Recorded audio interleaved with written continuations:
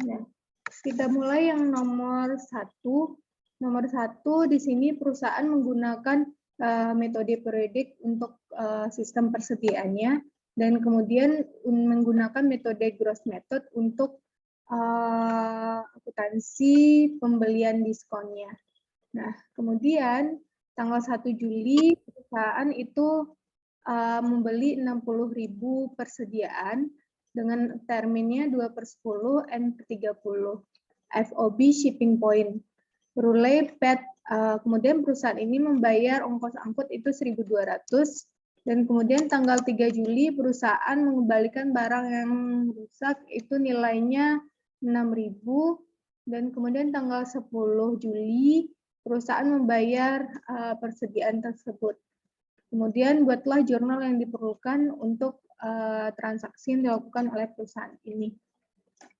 Nah, terlebih dahulu di sini kita lihat, di sini ada inventory system. Nah, untuk inventory system ini itu ada 2 metode yang bisa digunakan. Yang pertama itu adalah metode perpetual, dan kemudian yang kedua itu adalah metode periodik.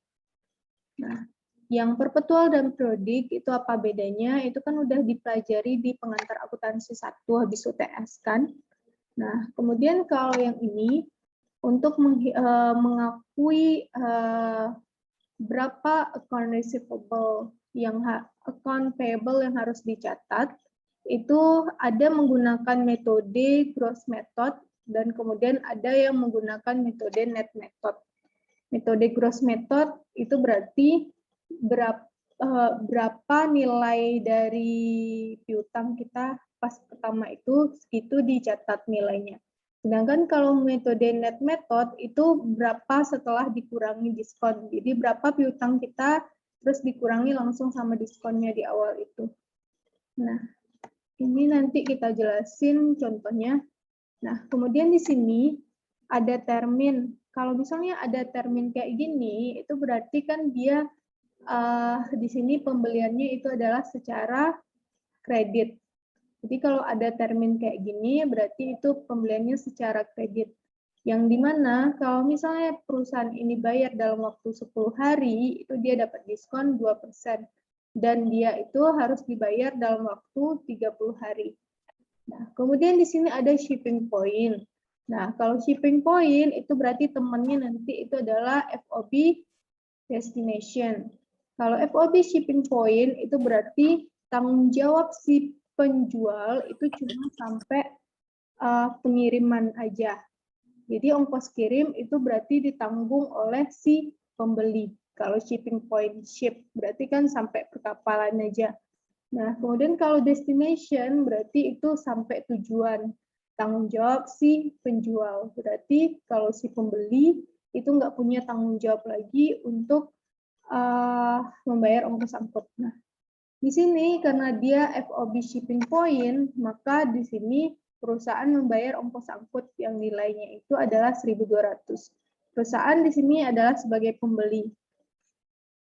Nah, mungkin sekarang kita langsung aja buat jurnal yang diperlukan. Nah, buat jurnal yang diperlukan, kita pakai periodic inventory dan kemudian gross method untuk yang account payable-nya. Jadi kita bikin tanggal pembelian.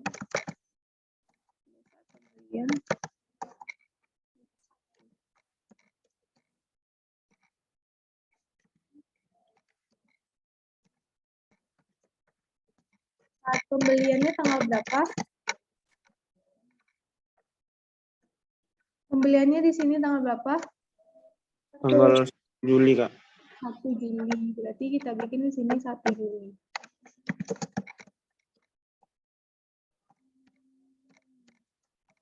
Nah, kalau misalnya kita pakai metode periodik, berarti debitnya apa kalau pembelian?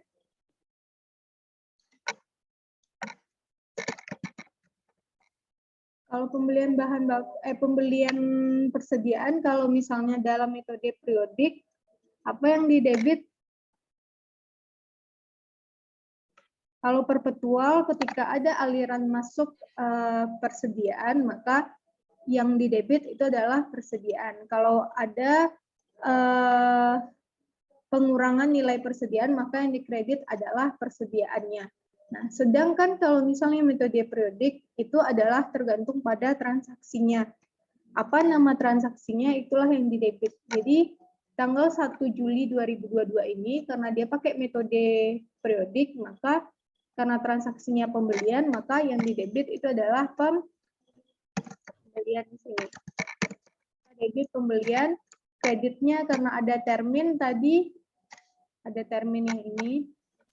Piutang enggak? Jadi enggak. Kalau misalnya piutang itu kalau misal kita yang jual, kalau kita yang beli secara kredit tuh kreditnya utang dagang.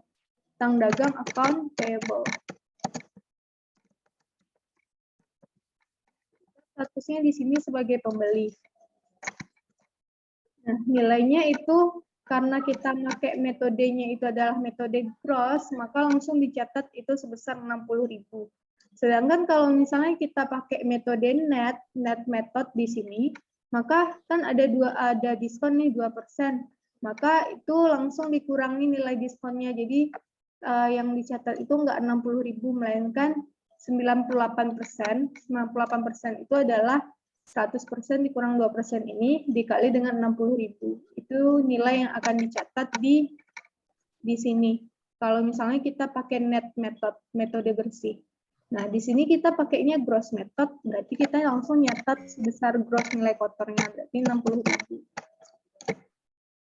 Kalau net method, maka 98% dikali dengan 60.000. Sampai sini ada pertanyaan?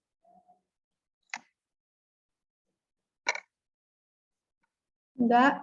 Kita lanjutkan tanggal 1 Juli.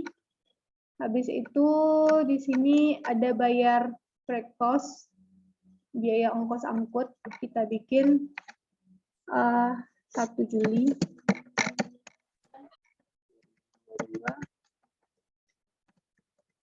Berarti karena dia metodenya itu adalah periodik, maka debitnya itu sesuai dengan transaksinya. Kan kalau misalnya ongkos angkut berarti kan menambah nilai persediaan kan? Berarti di debit itu adalah ongkos angkut. Ongkos angkut pembelian, dia ongkos angkut pembelian berarti kan kalau ongkos angkut pembelian berarti masuk, berarti barang masuk, berarti freight in.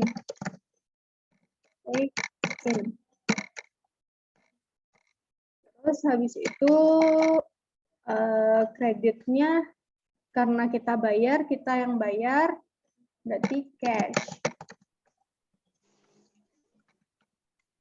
Nilainya itu berapa? 1.200. Ini sini 1.200.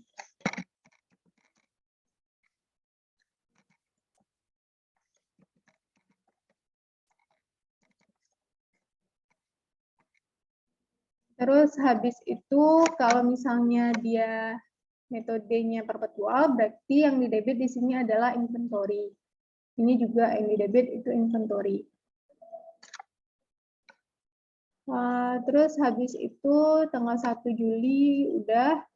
Kemudian FOB shipping point, cost. Kemudian tanggal 3 Juli kita mengembalikan barang yang rusak. Berarti tanggal 3 Juli. Nah, tanggal 3 Juli itu kita mengembalikan barang yang rusak. Kalau barang yang rusak berarti kita kembalikan, kita sebelumnya ada hutang. Berarti kalau kita kembalikan berarti kan berkurang hutang kita. Ya kan? Jadi kita punya barang, terus barangnya ini karena cacat kita kembalikan ke si penjual, berarti kan berkurang hutang kita. Kalau berkurang hutang di mana? Debit, Kak. Debit, Kak. Debit, Kak. Payable. Kreditnya nanti kalau misalnya periodik berarti sesuai dengan transaksinya apa? Transaksinya di sini adalah pengembalian barang, berarti purchase, return, and allowance. Sektor pembelian.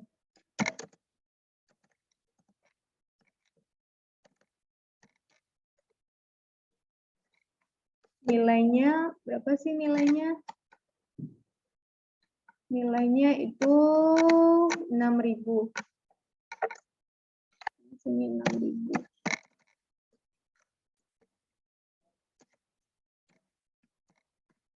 Misalnya metode perpetual, berarti ini purchase return allowance nih ganti persediaan, karena persediaan kita berkurang kan jadinya.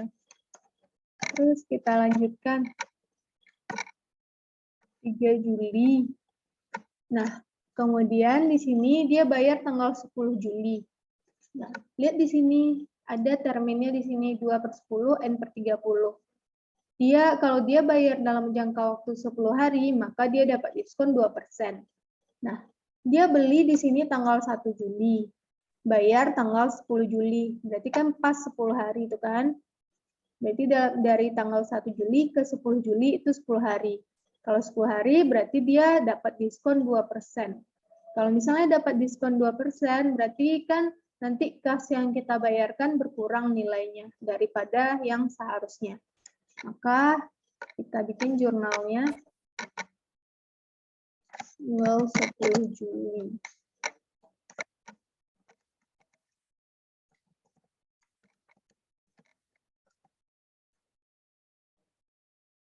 Tanggal 10 Juli berarti karena kita bayar hutang, berarti udah pasti hutang kita di debit, kan berkurang hutang kita. Nah, hutang kita yang berkurang nilainya berapa? Nah, nilainya berapa itu adalah di sini kita punya hutang awalnya 60.000. Kemudian karena ada retur berkurang hutang kita 6.000. Berarti 60.000 dikurang 6.000, berarti kan hutang yang harus kita lunasi berarti tinggal 54.000 lagi. Berarti itu yang dicatat di debit yang akan kita bayar nanti. Nah, kemudian di sini kita bikin selisih 1, cash. Ada cash yang kita bayar, namanya juga bayar hutang, berarti kas kita berkurang kan? Kas kita berkurang karena dapat diskon tadi 2%, berarti yang kita bayar cuma 98% dari total hutang aja lagi. 98% dikali total hutang kita sekarang tinggalnya 54.000. Berarti 54 dapatnya itu berapa? 52.920, Kak. 32.920. 52, Kak. 52.920. 52.920. Nah, kemudian berarti kan kalau nanti kalian ragu di mana letak purchase discount-nya, diskon pembeliannya, udah di mana yang balance saja, berarti di sini. Berarti di sini purchase.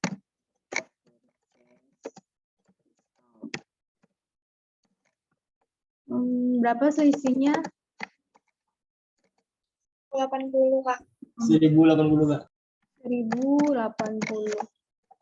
Nah, kayak gitu. Atau 2% dikali 54.000. Nah, gimana sih kalau misalnya nanti perusahaan ini jadi kayak gini. Ini kalau misalnya kita pakai metode gross. Kalau metode gross berarti pencatatannya kayak gini. Kalau metode net pas di sini itu kan kita nyatatnya debit pembelian, kreditnya itu account payable sebesar 98% kali 60.000. Nah, kemudian berarti pas di sini pas return nih di sini itu nanti nilainya juga bakalan terpengaruh. Berarti yang dicatat di sini adalah 98%-nya dikali 6.000 berapa. Kemudian habis itu pas di sininya, pas tanggal 10 Juli, itu langsung debit account payable, kreditnya itu cash. Nggak ada purchase discount di sini. Kita contohkan.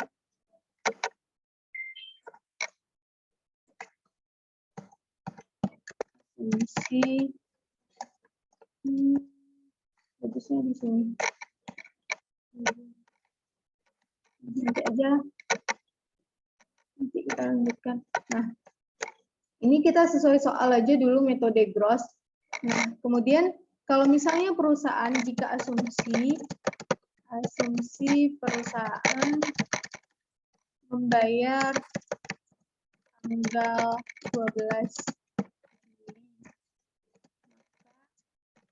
jurnal yang dibuat, kalau misalnya tanggal 12 Juli, berarti kan perusahaan di sini udah lewat dari 10 hari berarti kan. Dari tanggal 1 Juli ke tanggal 12 itu lewat dari 10 hari, berarti dia nggak dapat diskon 2%. Nggak dapat diskon 2%, maka jurnalnya itu langsung aja di sini.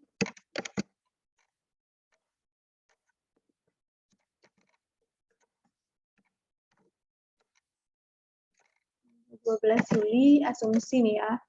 Nah, berarti di sini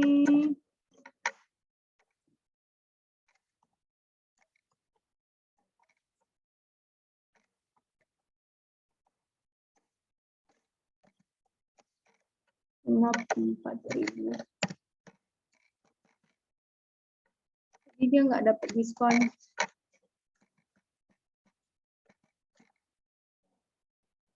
Nah, kemudian gimana sih kalau misalnya, kalau metode perpetual proyeknya kalian ngerti lah ya. Nah, kalau purchase diskon ini berarti kreditnya nanti persediaan. Berarti purchase diskon ini jadi persediaan. Nah, kalau misalnya metode dalam metode untuk perhitungan diskon kita itu menggunakan metode net method, gimana? Ini kan gross. Kalau net method itu gimana? Net method berarti kayak gini.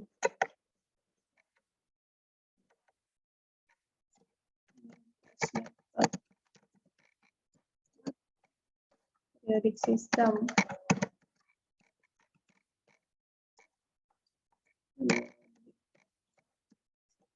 Kalau net method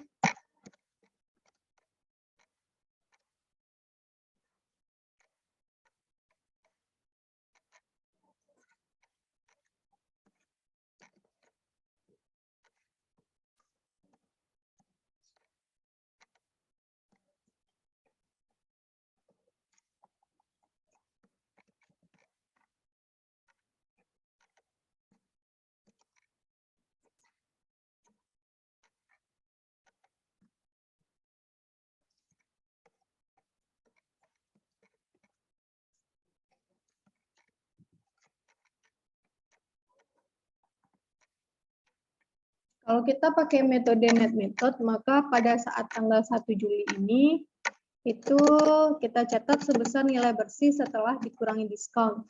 Berarti di sini 98% dikali 60.000 berapa? 800. 800.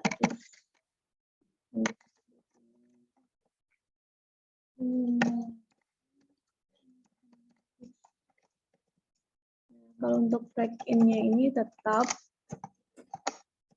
soalnya kan kita ini bayarnya sendiri kan, berarti nggak ada hubungannya sama berapa account payable kita tinggal. Nah, ini kan ada account payable nih, karena bayar kita tadi cuma, berarti karena ini nilainya adalah 98%, berarti ketika ada retur, berarti nilainya juga 98% kan. Jadi di sini 98%. Kali 6.000. Berapa nilainya? 5880. 5880.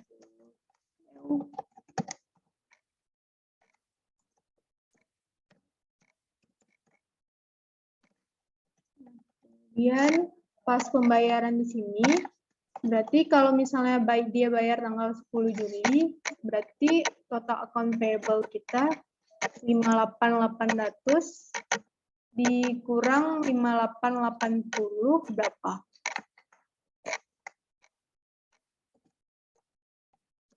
2920. 5920.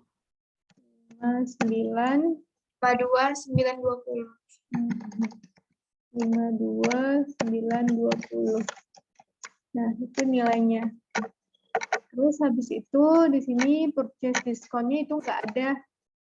Karena awalnya kita udah kurangi langsung sama diskonnya. Berarti langsung debit account payable, kreditnya itu cash senilai 52.920. Sama yang tadi. Nah, kemudian habis itu kalau misalnya dia nggak dapat diskon, karena dia bayar tanggal 12 Juli, berarti jurnalnya di sini debit account payable nilainya itu 52.920 karena itu saldo kita kan. Nah, kemudian kreditnya cash, berarti kan nggak balance nih. Nah, di sini nih namanya kerugian karena tidak memanfaatkan piutang, tidak memanfaatkan diskon. Apa namanya tuh? Loss on forfeited. Apa sih? Kalau di buku pokoknya intinya kerugian tidak memanfaatkan diskon.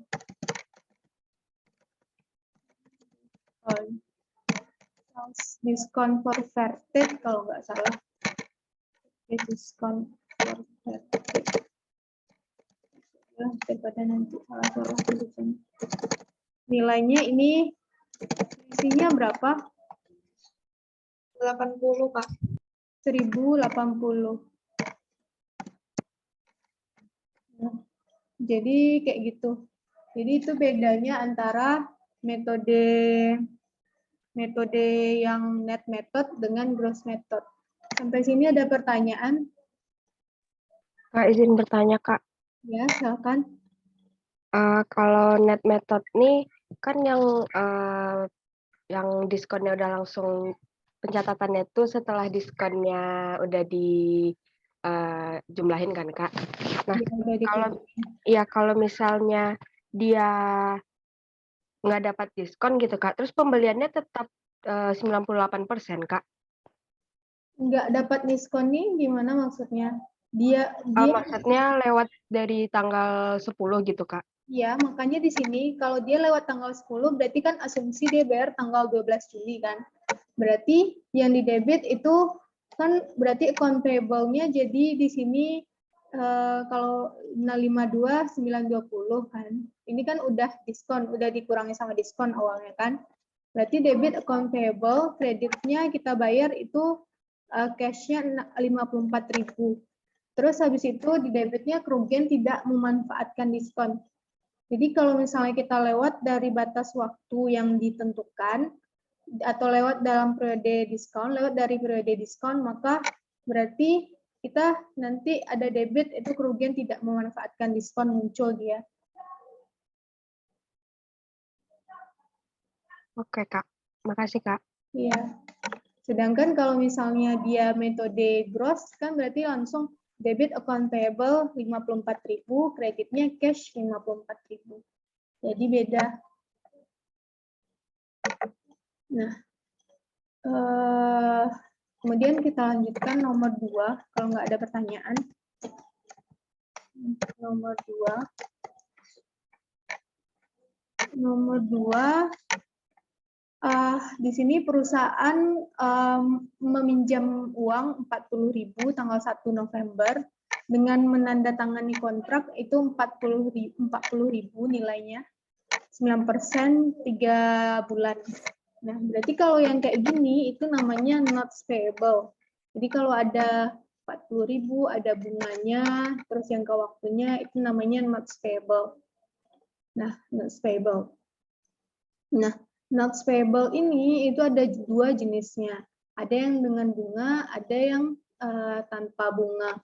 Ini soal dengan bunga, ini soal tanpa bunga. Ada zero interest bearing notes.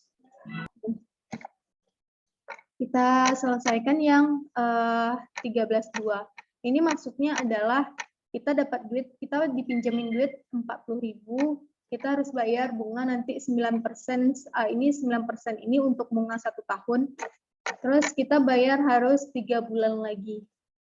3 bulan lagi sejak tanggal 1 November.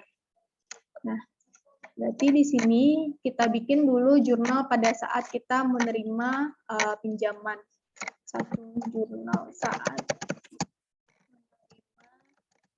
pinjaman. Nah, saat menerima pinjaman berarti 1 November 2022. Nah, kalau kita terima pinjaman berarti kita dapat duit kan. Kalau dapat duit berarti debitnya apa? Cash, Kak. Debit cash. Yes, Kak. Kreditnya tentu hutang kan. Hutangnya jenisnya apa? Karena jenisnya tadi berarti notes payable. Kalau pakai termin berarti account payable. Kalau pakai bunga berarti notes payable. Nah, berarti cash-nya kita terima itu 60.000. Terus 60.000. Kemudian habis itu dia kan jangka waktu jatuh temponya kan tadi 3 bulan. 3 bulan. Kalau 3 bulan berarti jatuh tempo November, Desember, Januari. Berarti kan 1 Februari. Oh, Kak, dia minjamnya 40.000, Kak. Kenapa? Oh iya, Dia minjamnya 40.000. 10.000 berarti ganti ini 40.000. Berarti jatuh temponya nanti 1 Februari 2023. Nah, kan berarti di sini 1 November ke 1 Februari ini kan diantaranya ada 31 Desember tuh. 31 Desember kan kita tiap 31 Desember itu harus bikin jurnal penyesuaian. Nah, karena ini dari 1 November ke 1 Februari itu melewati 31 Desember, maka kita harus bikin jurnal penyesuaian. Jurnal penyesuaian berarti 31 Desember 2022. Nah, jurnal penyesuaiannya itu atas apa? Itu adalah atas bunga. Berarti debit beban bunga, interest expense. Kreditnya itu adalah karena kita baru bayar bunganya itu nanti tanggal 1 Februari. Soalnya kan nanti kan kalau notes itu adalah kita terima duit sekarang, nanti pas pelunasan kita bayar pokok bersama dengan bunganya. Berarti tanggal 31 Desember ini kita belum bayar bunga ini. Kita bayar bunga nanti pas jatuh tempo 1 Februari. Berarti di sini masih hutang bunga. Berarti interest payable. Interest payable. Nilainya itu berapa? Nah, nilainya itu adalah dari 1 November ke 31 Desember itu berapa bulan? November, Desember. Berarti kan 2 bulan tuh. Berarti 2 per 12 dikali dengan ini untuk setahun. Berarti 9% dikali pokoknya. Jadi berapa bulannya dikali 9% dikali dengan pokok. Jadi di sini kali 9% kali dengan pokoknya 40.000. Nah, jadinya berapa? 600, Kak. 600.000. Berarti kita bikin di sini 600.000.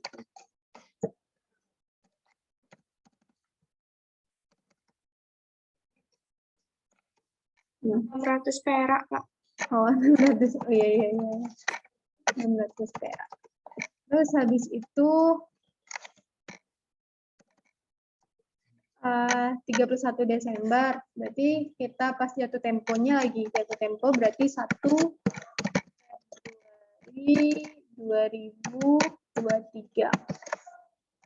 Nah, 1 Januari 2023 karena kita melunasi notes-nya, berarti notes-nya di debit notes payable. Itu sebesar berapa sih pokok hutang kita yang kita catat di awal? Berarti nilainya 40.000. Nah, kemudian kas yang kita bayar itu terdiri kemudian di sini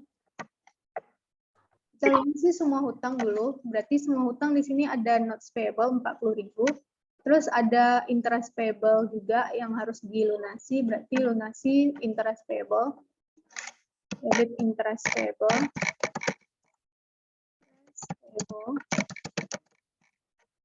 Interest payable yang harus kita lunasi di sini adalah 600.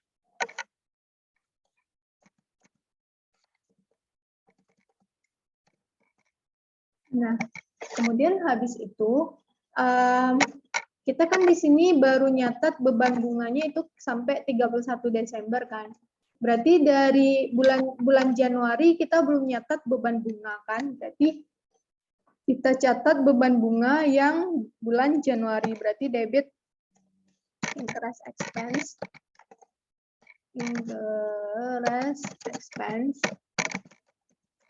Interest expense berarti dari tanggal 1 Januari itu 1 bulan.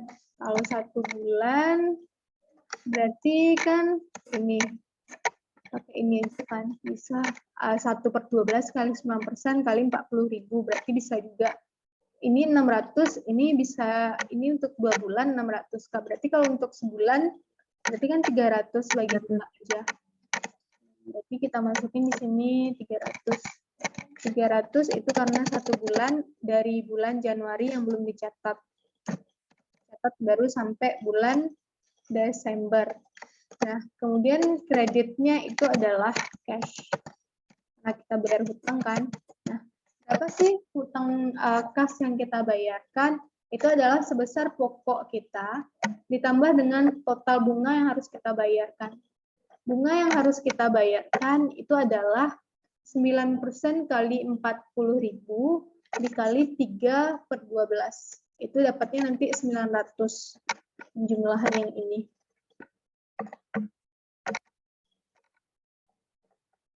Ini tambah ini. Jadi ini tambah jadi totalnya nanti harus sebesar pokoknya ditambah dengan bunganya. Bunganya itu adalah 9% dikali 3/12 dikali dengan pokok utang 40.000 dapat nanti nilainya itu adalah 900. Jadi total yang harus kita bayar itu adalah 40.900. Nah, sampai sini ada pertanyaan? Jadi kalau dia nggak melewati 31 Desember, misalkan di sini tanggalnya itu adalah tanggal 1 Februari misalnya. Ini 1 November, ini 1 Februari, berarti kan pelunasannya nanti Februari, Maret, April. Berarti 1 Mei pelunasannya. Kan nggak melewati 31 Desember tuh, berarti nggak ada jurnal penyesuaian ini. Berarti nanti pas di sini 1 Mei-nya pas pelunasan itu langsung aja debit notes payable 40.000, debit lagi interest expense sebesar 900, kreditnya langsung cash 40.900. Jadi nggak ada interest payable di sini. Langsung semuanya jadi interest expense.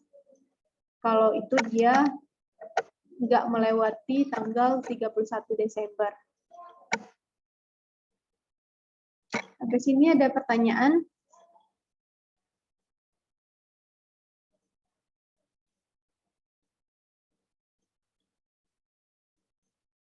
Paham?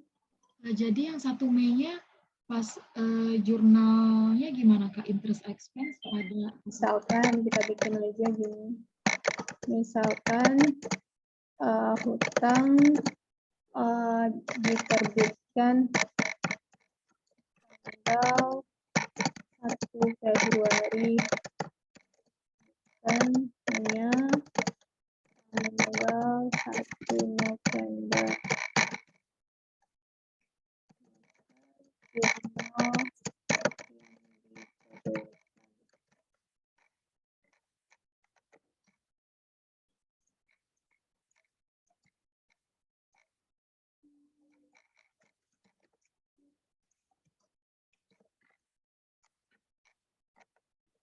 Berarti kan di sini saat menerima pinjaman 1 Februari. 3 bulan berarti Februari, Maret, April, 1 Mei. It's not payable. Berarti ini nggak melewati 31 Desember dia. Nggak ada jurnal ini. Berarti nanti 1 Mei 2022 debit interest expense 900. Interest expense 500 ini dapatnya dari mana? Itu adalah 3/12 dikali 9% kali 40.000. Nah, itu kalau misalnya dia nggak melewati tanggal 31 Desember, berarti nggak ada penyesuaian yang harus dibuat. Maka jurnalnya kayak gini. Ada pertanyaan?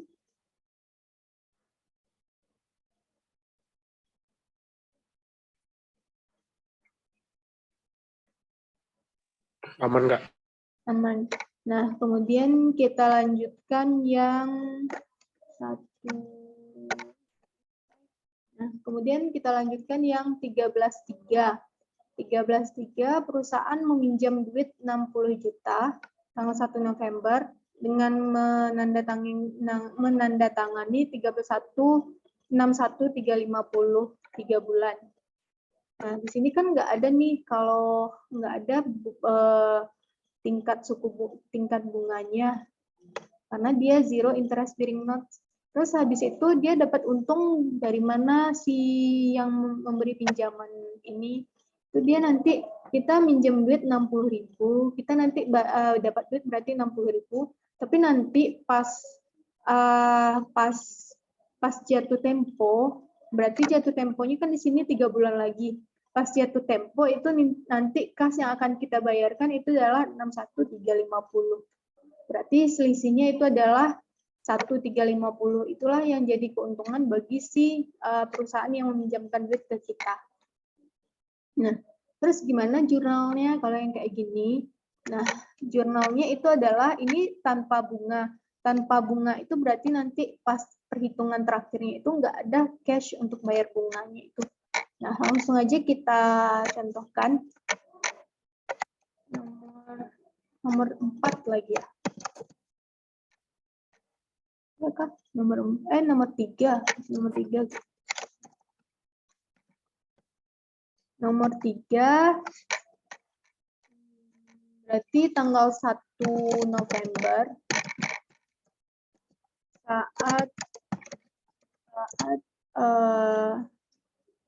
saat perolehan pinjaman berarti 1 November 2022 saat perolehan pinjaman berarti kan kita dapat duit tuh, berarti debitnya apa? Cash, Kak. Debit cash, kreditnya itu tetap notes payable karena jenisnya itu adalah notes juga kan. Debit kreditnya notes payable. Nilainya hutang yang kita terima itu di sini 60 juta. Berarti debit 60 juta. 60 juta. 60 juta. Nah, di sini kan dia 3 bulan juga. Kalau 3 bulan berarti November, Desember, Januari. Berarti 1 Februari nanti jatuh temponya kan. Nah, itu kan berarti melewati 31 Desember. Berarti kita bikin jurnal penyesuaian tanggal 31 Desember. Penyesuaian.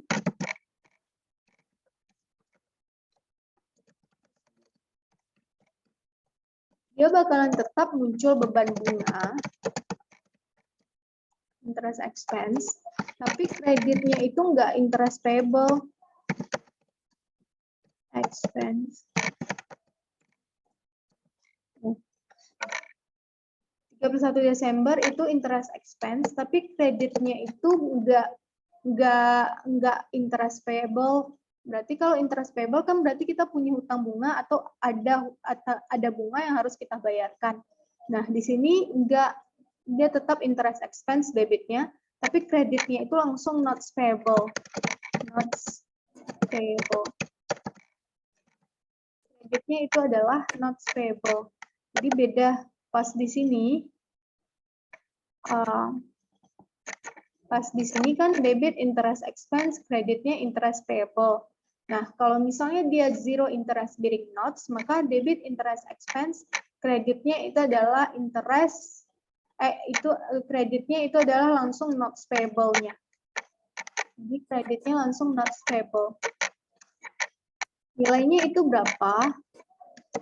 Kalau misalnya di sini karena dia hutangnya jenisnya hutang jangka pendek, maka kita cari aja selisihnya. Selisihnya berarti kan 1.350.000. Kita bagi dengan berapa bulan hutang kita. Berarti 3 bulan. Berarti 1.350.000 dibagi dengan 3. Itu 3 bulan.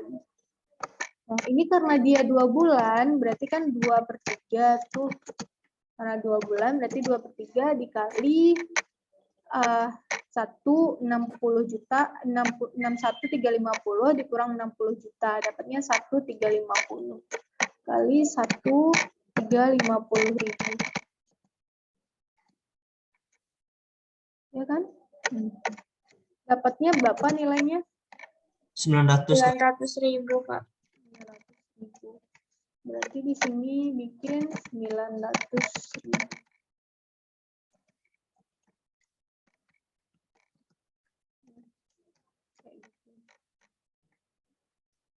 Nah, kemudian tanggal 1 Februari 1 Februari tanggal 1 Februari itu kan di sini kan baru 900.000 kan notes payable-nya dicatat. Dia harus nanti nilainya 1350. Berarti kan masih ada sisanya itu 1 bulan. 1 bulan berarti itu 450.000. Berarti debit dulu interest. Kita bikin lagi jurnal kayak gini.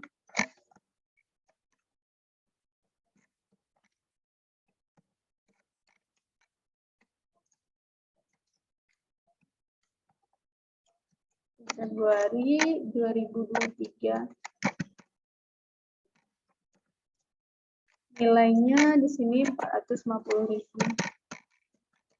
Yang 1 bulan, karena dia 1 bulan cuma dari tanggal 1 Januari ke 1 Februari. Nah, kemudian habis itu, setelah kita bikin jurnal penyesuaian ini, baru habis itu kita lunasi hutang. Kita lunasi hutang itu adalah notes payable. Kreditnya itulah adalah cash. Nilainya berapa? Itu nilainya adalah sebesar berapa sih yang harus kita bayar tadi? 61.350. Berarti 61.350.000.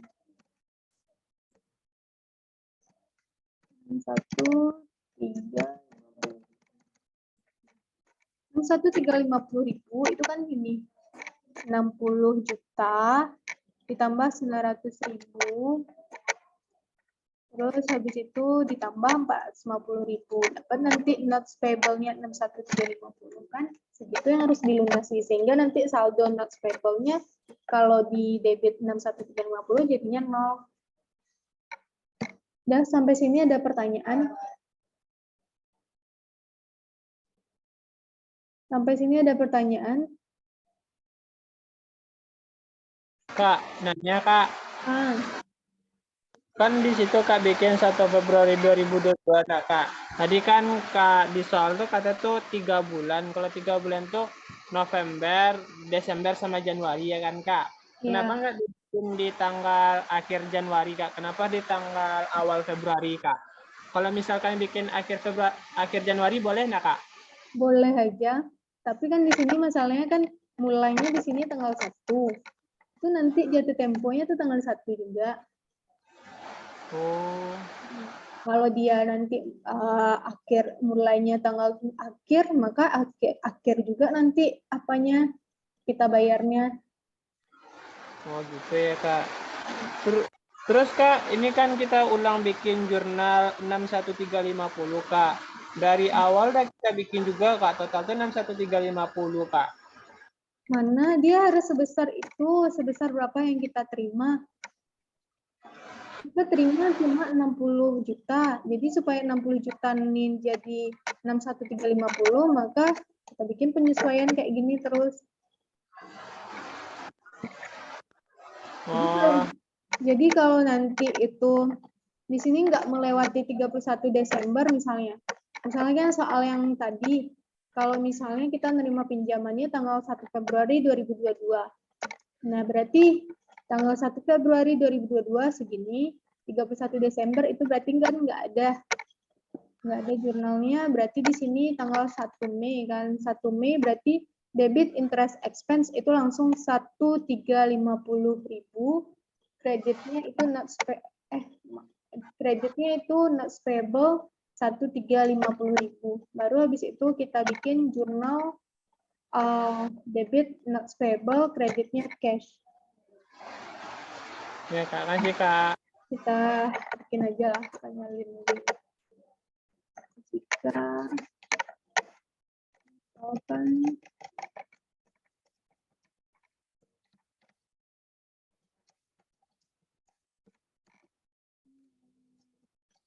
menerbitkan ini tanggal 1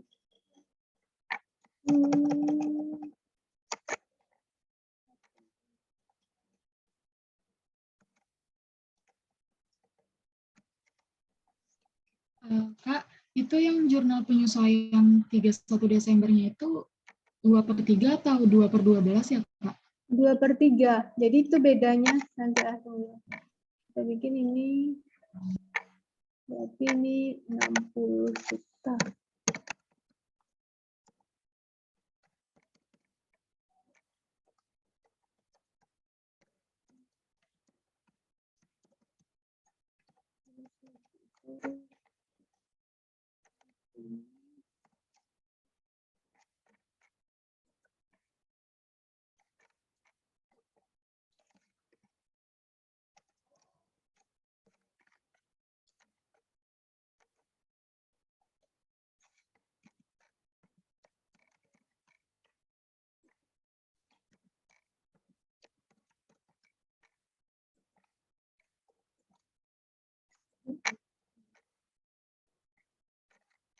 Udah apa gimana tadi?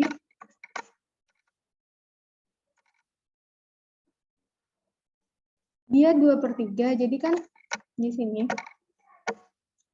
ini kan selisihnya 1.350. Jadi 1.350 ini harus kita amortisasi dia sebesar berapa bulannya. Ini kan 3 bulan cuma, ini kan 3 bulan. Untuk 3 bulan, maka karena kalau dia melewati tanggal 31 Desember, maka dia harus bikin jurnal penyesuaian kan. Hitung berapa bulan sampai 31 Desember tuh. Total yang 1.350 ini cuma sampai untuk 3 bulan, makanya karena di sini itu dari November ke Desember cuma 2 bulan, sedangkan 1.350 ini untuk 3 bulan, maka berarti kan 2/3 dikali 1350 dapat 900.000. Sampai sini paham? Jadi beda, kalau yang bunga tadi itu dalam persennya itu baru untuk 12 bulan. Makanya di sana 2/12 dikali 9% kali pokok. Kalian soal sebelumnya. Paham, Kak. Terima kasih, Kak.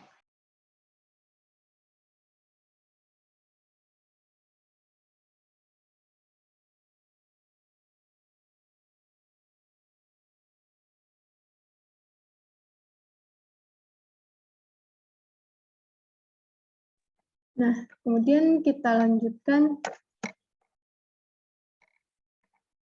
Jadi kalau misalnya di sini, ini kan kalau misalnya yang 1 Februari tadi, ini dia. Ini kalau misalnya dia 1 Februari berarti nggak ada jurnal penyesuaian, maka kita bikin 1 Mei itu tetap yang pas pembayaran itu tetap ada 2 jurnalnya. Jurnal penyesuaian atas bunganya supaya nanti notes payable kita itu, kalau misalnya kita nggak bikin yang interest expense pada notes payable ini, maka Nggak mungkin kan nanti notes payable-nya tiba-tiba muncul 61350 padahal awalnya cuma 60 juta. Jadi kan nanti kalau kita posting gitu minus 1350 notes payable-nya nggak nol. Makanya kita harus bikin penyesuaian dulu di sini. Debit interest expense, kreditnya notes payable supaya nilai notes payable yang 60 juta ini jadi 61350. Sehingga nanti ketika dia dilunasi itu debit notes payable-nya itu adalah sebesar yang harus kita lunasi 61350. Sehingga nanti saldo notes payable itu 0. Ya.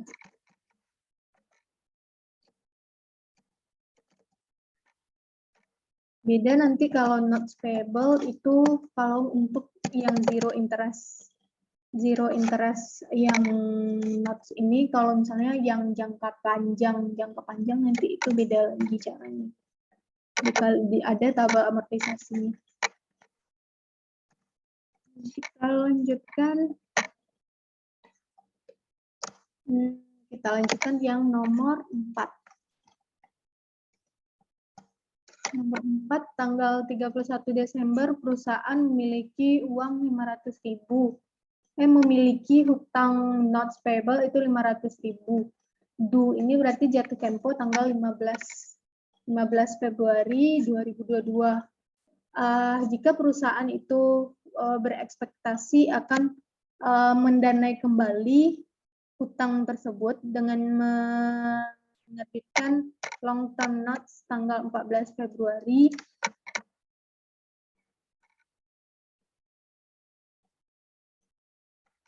using the process to pay notes Februari tanggal 15, how much if any of 500 shall be reported as current liability.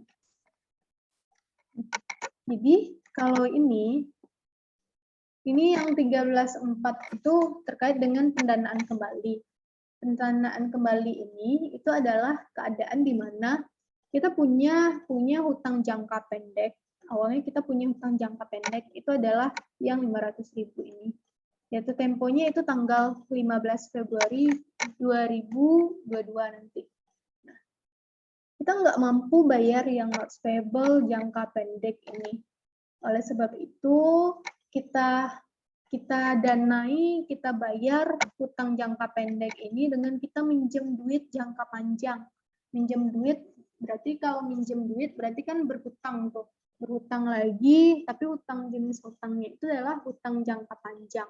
Nah, berarti di sini harusnya ketika kita merubah, berarti kan di sini kita merubah hutang jangka pendek menjadi hutang jangka panjang. Pertanyaannya, tanggal 31 Desember 2021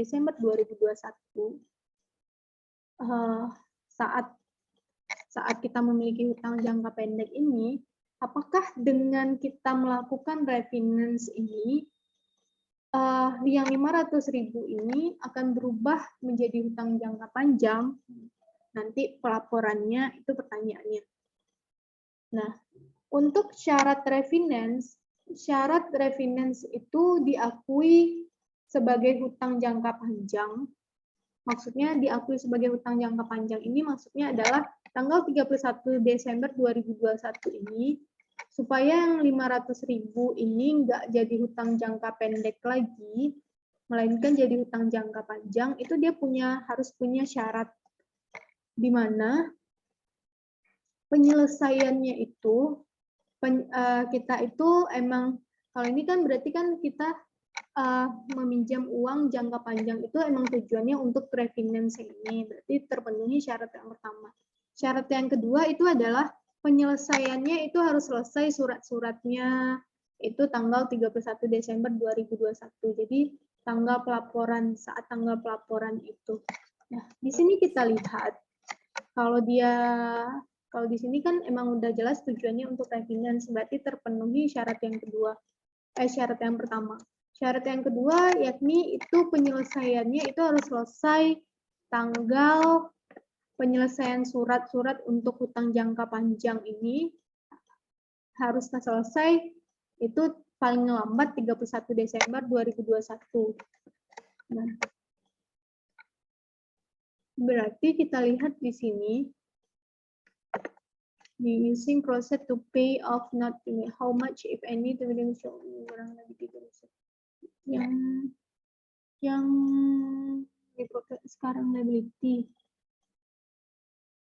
Nih. Dia tanggal 15 Februari.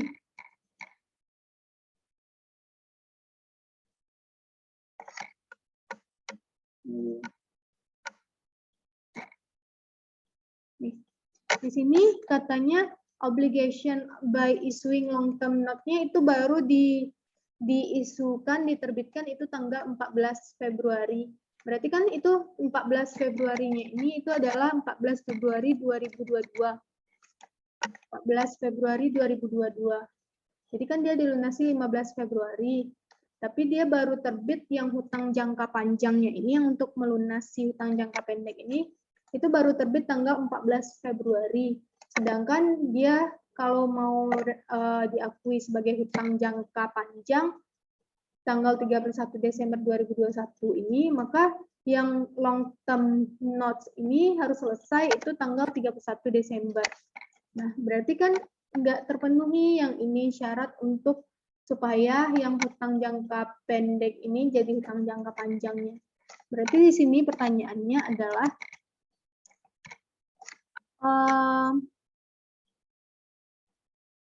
how much if any of the 500.000 should be reported as current liability at December 31 Desember 2021. Berapa yang harus diakui sebagai current liability dari nilai 500.000 itu pada tanggal 31 Desember 2021. Nah, berarti jawabannya itu adalah tetap semuanya itu 500.000 diakui sebagai current liability. Karena hutang jangka panjangnya itu baru terbit tanggal 14 Februari 2022. Dia harus terbit itu paling enggak sebelum paling lambat itu 31 Desember 2021 itu harus udah terbit hutang jangka panjang tersebut, baru boleh diakui yang 500.000 ini sebagai hutang jangka panjang. Berarti di sini yang nomor A itu berapa yang 500.000 itu diakui sebagai current liability berapa tanggal 31 Desember 2021? Jawabannya semuanya, yakni 500.000 semuanya harus tetap diakui sebagai hutang jangka pendek. Sampai sini ada pertanyaan?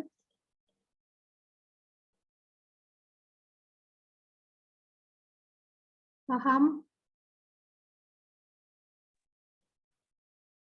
Refinance itu maksudnya kita minjem hutang jangka pendek, tapi karena kita nggak mampu bayar, maka kita pinjam hutang jangka panjang. Kita ganti berarti hutang jangka pendek menjadi hutang jangka panjang.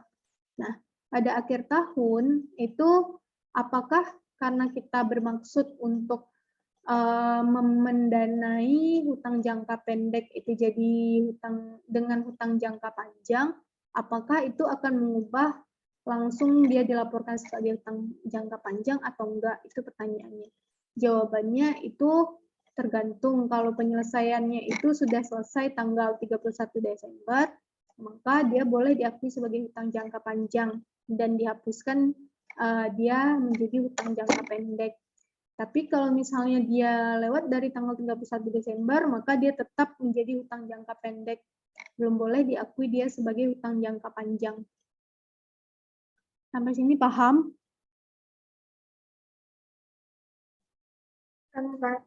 Paham nggak?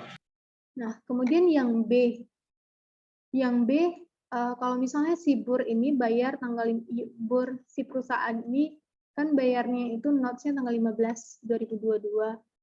Dia minjem, kemudian dia minjem minjem 1 miliar. Minjemnya 1 miliar, dia punya hutang, berarti yang harus dibayar nanti 500.000, tapi dia minjem hutang jangka panjang itu tak senilai 1 juta. Tapi itu tanggal 1 Maret, berapakah dari 500.000 itu yang harus dilaporkan sebagai current liability di tanggal 31 Desember 2021? Jawabannya itu semuanya, karena penyelesaiannya minjemnya kan baru tanggal 1 Maret. Dia minjemnya baru tanggal 1 Maret 2022. Berarti kan udah lewat dari 31 Desember. Maka di sini jawabannya A sama B sama. Semuanya diakui, yakni 500.000 diakui sebagai current liabilities di tanggal 31 Desember 2021. Sampai sini ada pertanyaan?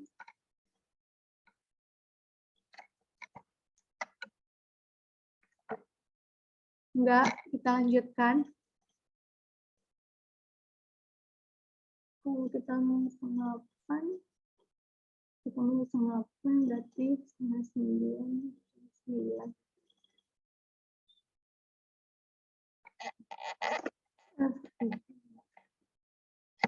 Banyak ternyata.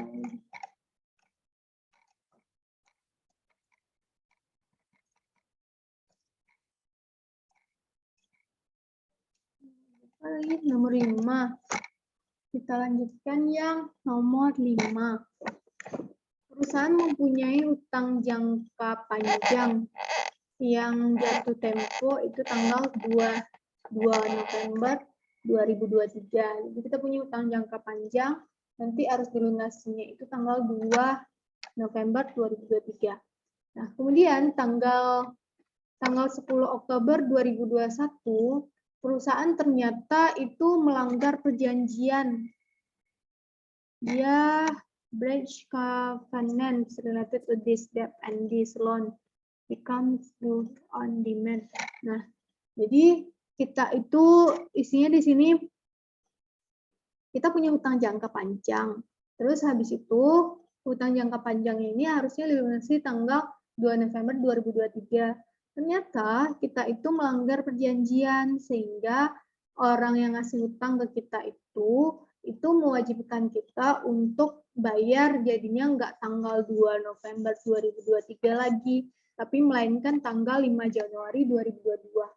Nah, jadi kita harus bayar tanggal 5 Januari 2022. Nah, kemudian pertanyaannya itu adalah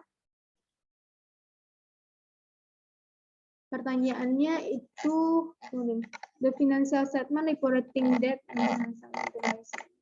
Nah, kemudian pertanyaannya jelaskan apakah hutang yang ini tadi, hutang kita yang berapa sih hutang kita? Nggak ada nilainya. Hutang kita yang ini, hutang kita yang awalnya itu, apakah kita klasifikasikan sebagai hutang jangka pendek atau hutang jangka panjang? Nah, jawabannya itu adalah klasifikasi hutang itu akan berubah ketika perjanjiannya berubah.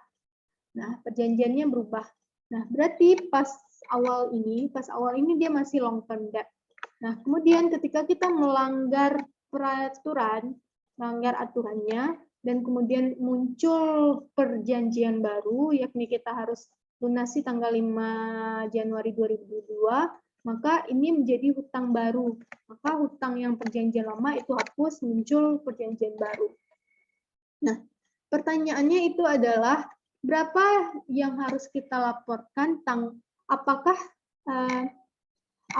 tanggal 31 Desember 2021, sekarang tanggal 31 Desember 2021, kita akan mengakui hutang tadi sebagai hutang jangka pendek atau hutang jangka panjang.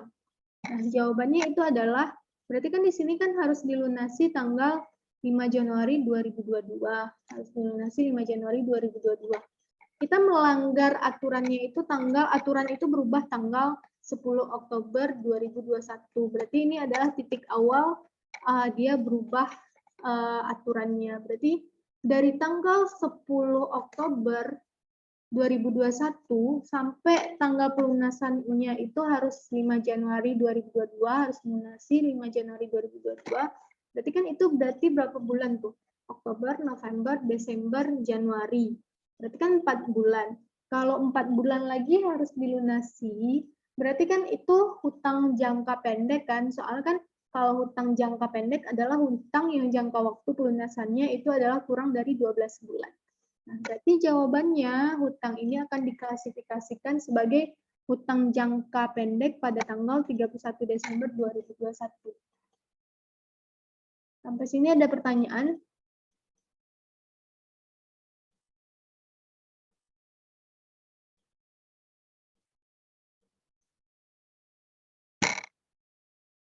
Jadi ketika aturannya berubah, maka itu menjadi titik awal pengakuan hutang baru. Pengakuan hutang barunya berarti kan tanggal 10 Oktober 2021. Nah, pelunasannya dari tanggal 10 Oktober 2021 ke 5 Januari 2022 itu berapa bulan? Jawabannya 4 bulan. Nah, Berarti pas 31 Desember 2021, karena dia jatuh tempo 4 bulan lagi, berarti dia berubah jadi hutang jangka pendek. Karena kalau hutang jangka pendek kan utang yang jangka waktu pelunasannya itu kurang dari 12 bulan. Sedangkan dia 4 bulan, berarti kan kurang dari 12 bulan.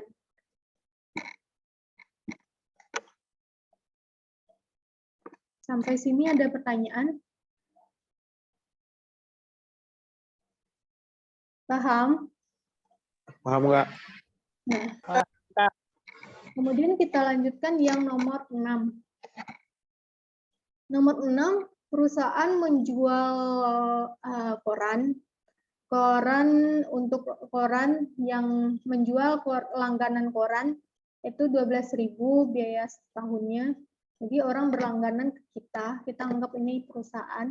Nah, perusahaan itu kita jual langganan koran. Untuk setahunnya itu 12.000. Tanggal 1 Agustus 2022. Kemudian itu harganya ini jualnya 12.000 buah, 12.000 buah annual subscription. Apa namanya? Langganan koran 12.000 penjualan kita. Berarti kalau misalnya ini dalam unitnya berarti harga per unitnya itu 18 per unit. Buatlah jurnal yang diperlukan tanggal 1 Agustus 2022. Kemudian 31 Desember 2022. Nah, berarti yang dibuat itu jurnal penyesuaiannya dan kemudian jurnal pada saat penjualan. Berarti 1 Agustus 2022. Nomor berapa nih? Nomor 6. 6.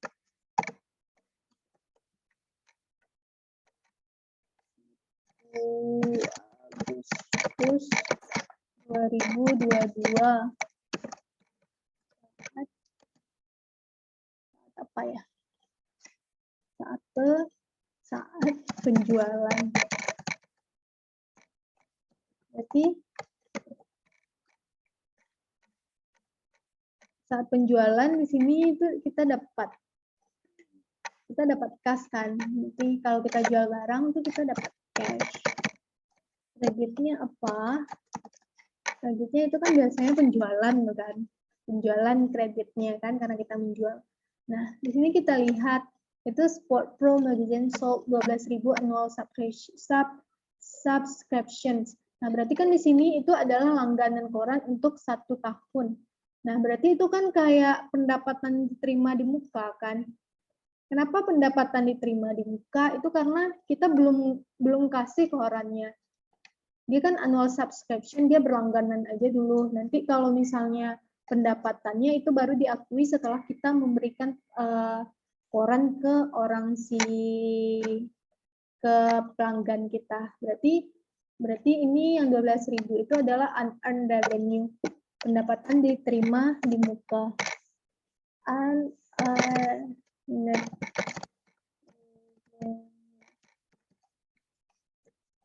Nilainya itu adalah unitnya 12.000 per unitnya 18.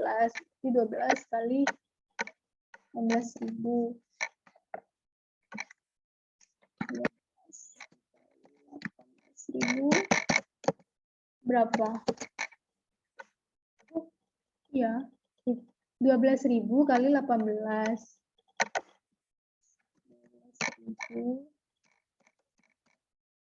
12.000 kali 18. Nilainya berapa? 12.000 kali 18? 416.000, Kak. 216.000, Kak. Hah? 216.000, Kak. 416. 216. 16 itu. Oh iya. 1.000.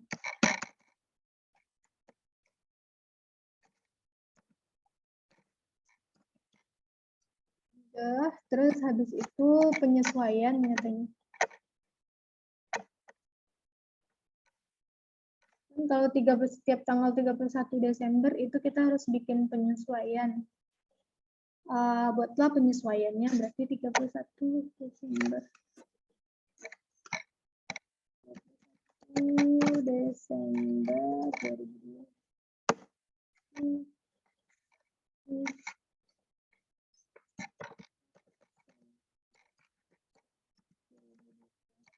Nah, kalau misalnya jurnal penyesuaian untuk unearned revenue, pendapatan diterima di muka, berarti kan debit unearned revenue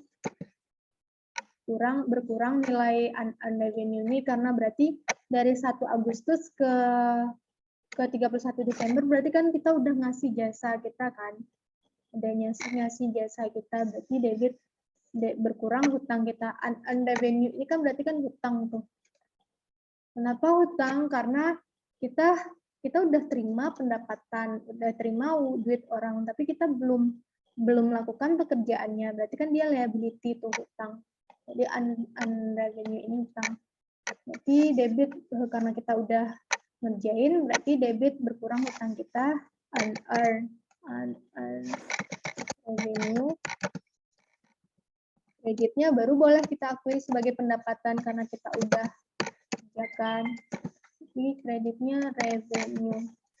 Nilainya itu adalah udah berapa bulan sih kita kerjakan. Ini kan untuk 1 tahun katanya, annual kan, annual subscription. Berarti ini untuk 1 tahun. Berarti ini dari Agustus ke Desember itu Agustus, September, Oktober, November, Desember. 5 bulan. 5 per 12 dikali 216.000. Dapatnya berapa? 90.000, Kak. Hah? 90.000, Kak. 9? 10.000. Nggak jelas. 90.000, Kak. 90.000.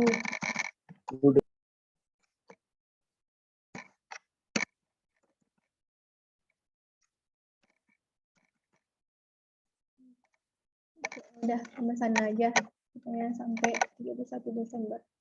Kemudian kita lanjutkan, sampai sini ada pertanyaan? Enggak. Kita lanjutkan tanggal 7. Nomor 7, perusahaan membuat penjualan kredit nilainya itu 30.000, which are subject 6% VAT. VAT ini value added tax. Value added tax ini kalau di Indonesia itu namanya PPN. Jadi kalau kita membuat penjualan kredit kita itu nilai 30.000, kemudian ada pajak PPN itu 6%. Kemudian kalau misalnya, kalau penjualan kan tadi ada penjualan kredit, ada penjualan tunai. Kalau penjualan tunai kita itu nilainya 26.70, di mana yang 26.70 ini termasuk di dalamnya itu adalah PPN 6% tadi. Kalau yang ini 30.000 itu belum masuk di dalamnya, itu belum masuk PPN. Kalau 26.70 ini udah masuk PPN. Kemudian pertanyaannya, buatlah jurnal yang diperlukan untuk penjualan kredit. Berarti yang B untuk penjualan tunai. Kita bikin, buka penjualan kredit. Nomor 7.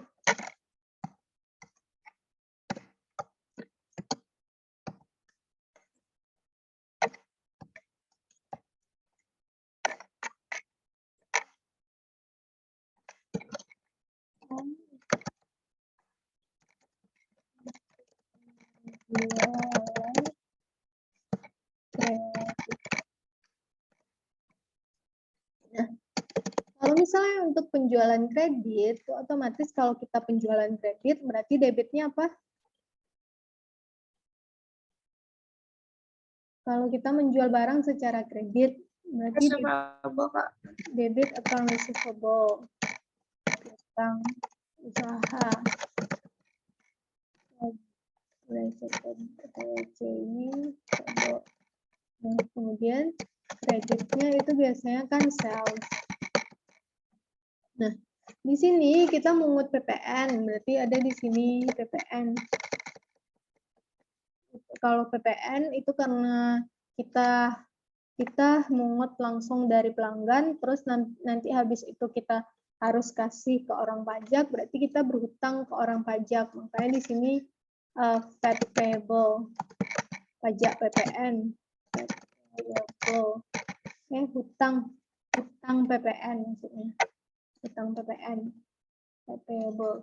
Nah, account receivable yang akan kita terima itu adalah, nah kita bikin dulu sales-nya. Sales ini berarti kan penjualan yang pasti-pasti aja dulu. Sales-nya yang kita terima tadi kan di sini 30.000, kalau penjualannya 30.000. Jadi kita bikin di sini 30.000. Kemudian katanya VAT-nya, PPN-nya itu 6%. Kita masukin 6%. 6% dikali 30.000. Berapa?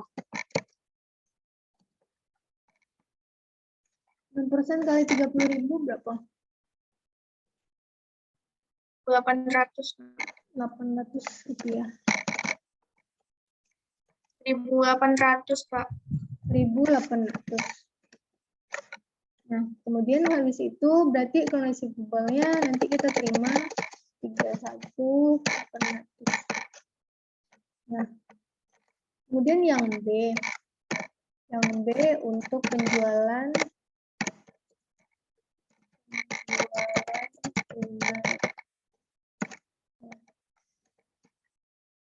katanya yang 2670 itu udah termasuk VAT.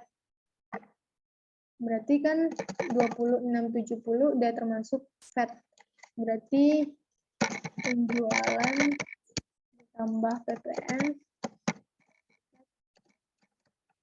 sama dengan 60 berapa sih? 2670 670 jurnalnya sama caranya nanti.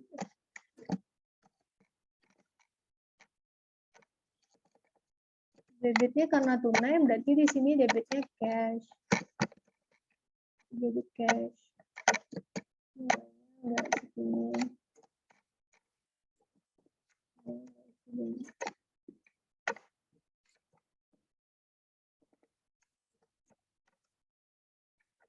Nah, di sini karena 2670 itu udah termasuk VAT, berarti kan ini yang kas yang kita terima nih. Karena udah termasuk VAT kan, jadi dia udah di cash 2670. Nah, kemudian sales-nya berapa? Itu pertanyaannya. Sales-nya berapa? Itu adalah, nah cash ini, kalau misalnya 2670 ini kalau dipersenkan, VAT-nya kan 6% nih. Berarti kan 106% dikali penjualan. Berarti kas yang harus yang diterima. Berarti kan kalau kita cari biasa berarti kan 106%. 106% dikali penjualan. Kas yang diterimanya, kas yang diterima ini berarti 106% dikali penjualan. 106% berarti 100%-nya itu penjualan ditambah 6% itu adalah VAT. Berarti kas yang diterimanya udah diketahui nih 2670. Maksudnya di sini 2670 sama dengan 106% kali penjualan. Berarti kan penjualan sama dengan 2670 dikali 106% itu kan berarti 106 per 100. Berarti kalau dia dipindah ruas berarti kan 100 per 106. Ya kan? Nah, berarti dapat penjualannya nanti berapa? Ini kan 2670 bagi 106% itu kan sama dengan 2670 dikali 100 per 106. 106% ini kan berarti 106 per 100. Pindah ruas berarti 100 per 106. Dapat penjualannya 19.500, Kak. 12.500 kok. 12.500. Nah, Berarti kita bikin sini 19.500. Nah, Fed-nya kita apain aja lagi? Berapa selisihnya? 1.170, Kak. 1.170. Oke, udah selesai. Jadi bedanya kalau ini udah termasuk Fed. Kalau ini kalau nggak termasuk Fed, maka kita cari Fed-nya berapa, baru nanti ketemu receivable atau cash-nya berapa. Udah, habis itu nanti kalau caranya supaya cepat berarti langsung aja bisa dicari 2670 dikali 100 bagi 106 aja langsung. Udah pasti kayak gitu aja rumusnya. Kalau kita kan PPN kita 11% sekarang, itu 111. Terus nomor 8. Nomor 8. Nomor 8, perusahaan menjual produk kepada si Taylor, privat individual, sebanyak 5.000. The sale is subject to a VAT 15%. Jadi pajaknya di sini penjualan kita 5.000, pajaknya itu 15%. Berarti ini belum termasuk di dalamnya itu VAT. Jadi dicari satu-satu berapa VAT-nya. Buatlah jurnal yang diperlukan untuk mencatat penjualan ini. Karena dia di sini tunai, berarti ini kan tunai nih. Debit cash sama lagi jurnalnya ini.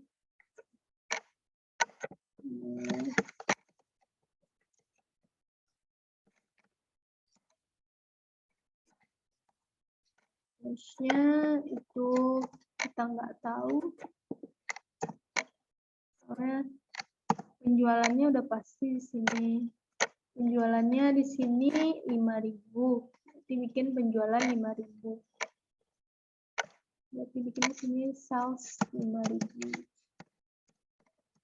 Habis itu VAT-nya tadi 15% kan? VAT-nya di sini 15%. Bikin 15%. 15% dikali 5.000. Berapa? 150, Kak. 750. Ya.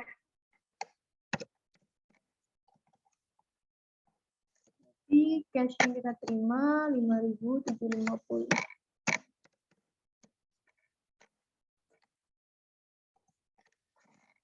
Sampai sini ada pertanyaan? Enggak? Selanjutnya 9 lagi. Nomor 9. Perusahaan membayarkan gaji itu 24.000. 24.000 ini di dalamnya itu termasuk pajak Social Security, kemudian ada pajak penghasilannya, ada insuransinya, nilai segini. Buatlah jurnal yang diperlukan. Berarti kalau dia bayar 24.000, di dalamnya udah termasuk potongan-potongan, ini kan potongan-potongan. Berarti kas yang kita bayarkan ke karyawan itu kan jadinya berkurang. Berarti karena ada potongan, berarti kas yang kita bayarkan ke karyawan jadinya berkurang karena kita motong beban-beban ini. Berarti di sini debit salaries expense, salaries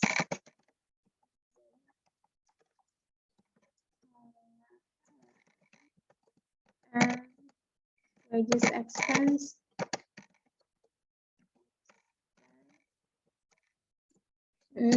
Habis itu kreditnya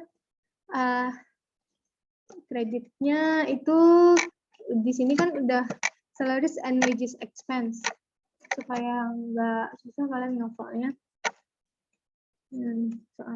Berarti ini masuk semuanya 24.000, berarti debit di sini 24.000. Habis itu berarti kan kas yang kita terima nanti berkurang nilainya. Jadi supaya balance berarti potongan-potongan itu kita kredit. Potongan-potongan yang kita kredit berarti terdiri dari nomor berapa? Social Security Tax.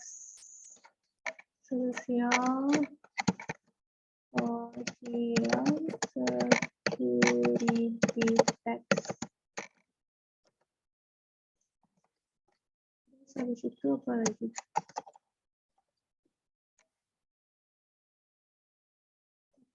Income tax. Ya. Berapa Social Security Tax-nya?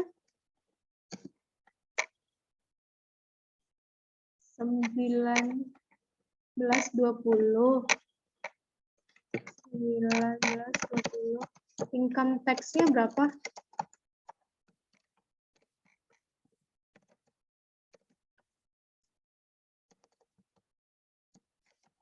Berapa sih income tax-nya?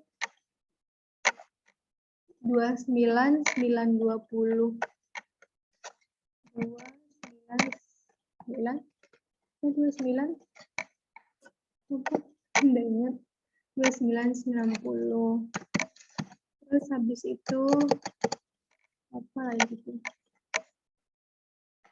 Insurance premium 250.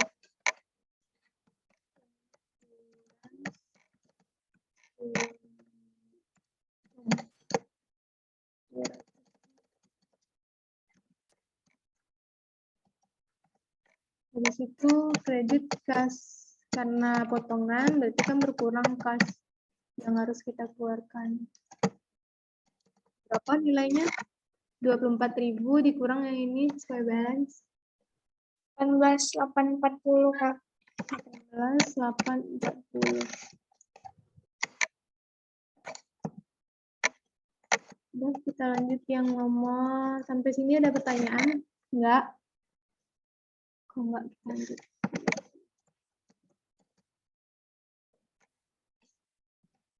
Nomor 10.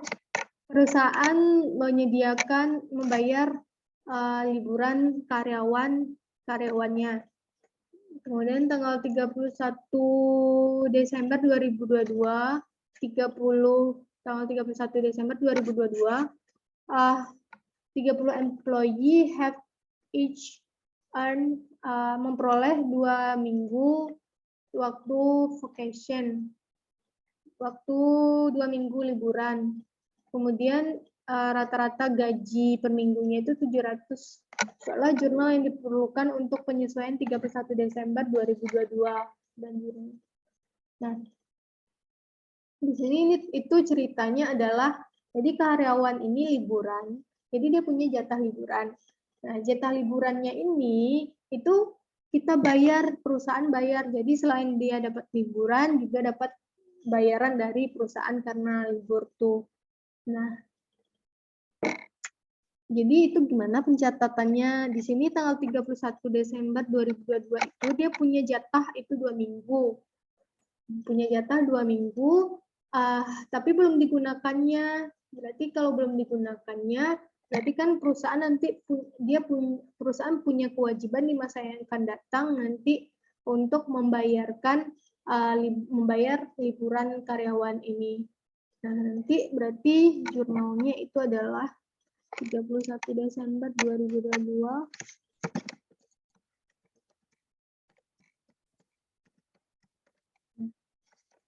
Itu dia tetap debitnya itu beban gaji karena memanfaatkan, jadi jatah liburan yang kita gaji tadi itu debitnya tetap salaries and wages expense, upah dan gaji.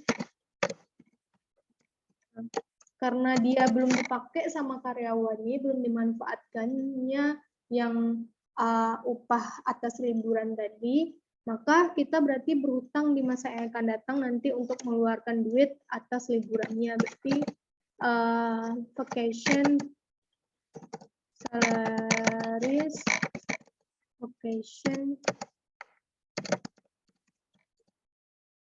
payable. Hutang gaji libur.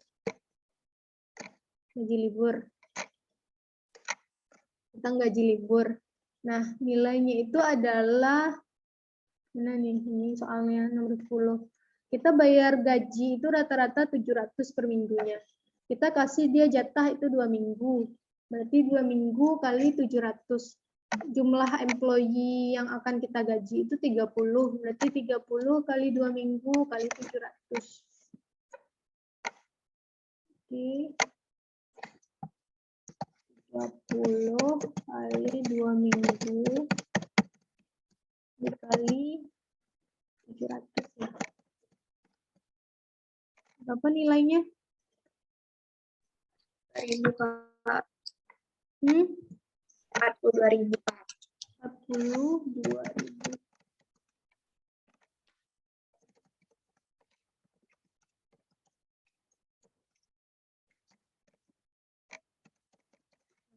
Nanti kalau misalnya di masa yang akan datang, berarti tahun 2023 dia pakai jatah liburnya, berarti debit salaries vacation payable-nya, kreditnya cash, karena kita bayarin dia kan, cash-nya berapa. Nanti kalau misalnya gajinya ternyata tahun itu tuh naik, berarti selisihnya kita debit salaries vacation payable-nya sebesar 42.000, cash-nya itu adalah berapa gaji setelah naik itu dikali dengan berapa liburannya yang diambil. Nanti selisihnya itu jadi beban, bertambah bebannya. Berarti karena naik, berarti nambah nanti salaries and wages expense-nya. Jadi debit salaries vacation payable, debit lagi nanti salaries and wages expense, kreditnya baru nanti cash sebesar total yang kita bayarkan. Sampai sini ngerti? Kalau misalnya nanti dipakai sama karyawannya. Kalau misalnya nanti gajinya nggak naik, misalnya di tahun depan, berarti debit aja salaries vacation payable 42.000, kreditnya cash 42.000. Kalau misalnya naik tahun depan 2023 jadi 54.000, berarti debit salaries vacation payable 42.000, kreditnya 54.000, terus sisinya debit lagi beban salaries and wages expense besar, selisihnya 54.000 dikurang 42.000 berapa? Jadi sampai sini ada pertanyaan?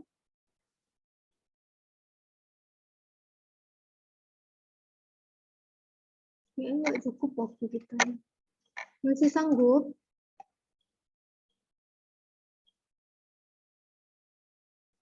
Halo? Masih sanggup kah? Seolah masih Kak. Hah? Kalau masih sanggup kita lanjutkan. Kalau nggak sanggup lagi waktu kita udah habis juga. Mau lanjutkan atau gimana? Bisa belajar sendiri.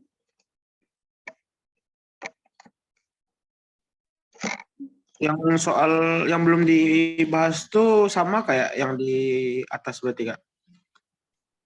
Mana yang belum dibahas yang ini di bawah nih? Mana dia beda-beda. Jadi kalau misalnya account apa nih namanya? Short term liability ini dia current liability itu dia banyak jenisnya. Jadi semua jenisnya itu yang kita bahas di sini sampai berapa nih? Nggak ada yang soal yang sama.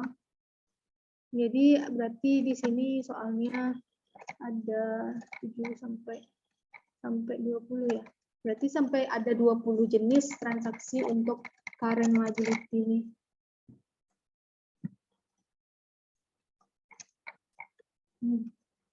Besok lah Kak full.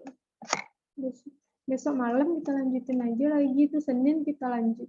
Senin kita online aja lah biar agak lama nak. Senin tuh kalian shift 4 ada ujian atau ada waktu nggak shift 4? Kita online aja. Bisa Kak. Berarti kita Ada Kak. ada. Yang bisa aja lah shift 4 tuh, shift 4 kita lanjutkan. Nah, itu malam tuh kita lanjutkan lagi. Gimana? Soalnya besok tuh ada yang ujian hari Selasa. Nih kalau Selasa tuh mereka belajar Senin malam tuh nak. Ya, yang mau ikut aja lah yang Senin malamnya tuh. Yang mungkin pas apanya tuh baru kita bisa bahas apa yang aset tetap. Jadi kalau misalnya aset tetap tuh misalnya kayak gini soalnya. Dibeli aset tetap, terus dibeli aset tetap 2000 tahun 2022. Kemudian pertengahan tahun misalnya di overhaul atau misalnya mau direvisi atau mau di overhaul ini maksudnya itu adalah kita ganti mesinnya itu sehingga umur manfaatnya jadi lebih besar misalnya. Maka di sana berubah nanti nilai harga perolehannya, berarti kan berubah juga nanti estimasi umur manfaatnya. Nah, berarti kita cari pokoknya setiap ada transaksi baru, setiap ada transaksi, maka kita cari nilai bukunya. Transaksi ini maksudnya itu adalah ada transaksi penambahan nilai aset tetap, atau ada revisi aset tetap, atau nanti dia dijual atau diganti, maka itu kita akan selalu itu cari nilai buku dari aset tetap tersebut sampai tanggal terjadinya transaksi. Berarti kita harus tahu berapa akumulasi penyusutannya dari tanggal perolehan sampai nanti terjadinya transaksi itu. Nah, terus habis itu dapat nilai buku baru, terus ditambah sama transaksi yang baru. Nah, nanti baru habis itu berubah lagi nilai depresiasi sampai akhir umur manfaatnya. Nanti pas dijual, nanti dihitung lagi nilai buku. Kayak gitu. Pokoknya tiap ada transaksi yang baru, berarti harus cari nilai buku dari aset. Itu yang mau kita bahas besok tuh malam. Soalnya takutnya kalau ini nggak kita selesaikan, ini nggak tahu yang mana keluar ujian kan. Kita selesaikan ini. Kalau misalnya kita kan yang belum selesai kita bahas kali kan itu intangible asset kan. Intangible asset tuh biasanya nggak banyak kali keluar bahannya. Tapi kalau yang ini biasanya banyak nih, macam-macam jenisnya. Tergantung mood dasarnya.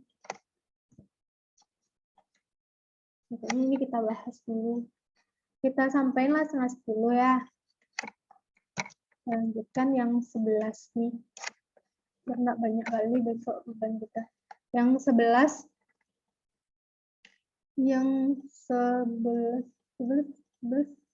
belum. Yang 11 lagi.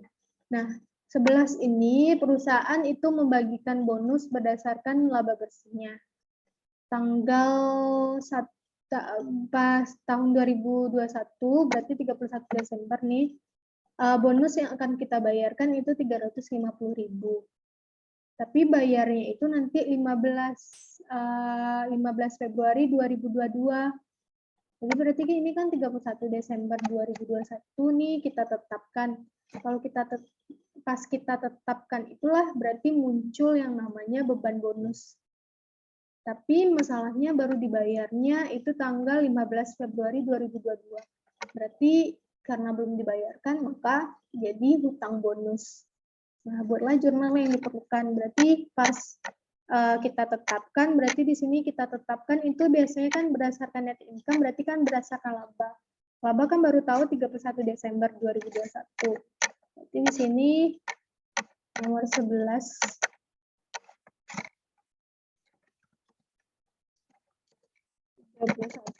Desember 2021. Berarti debit itu adalah beban bonus. Beban bonus ini beban upah dan gaji ya. Salaries and wages expense, dia kan bonus tuh masuk ke upah dan gaji. Kreditnya itu hutang bonus. Nilainya 350.000.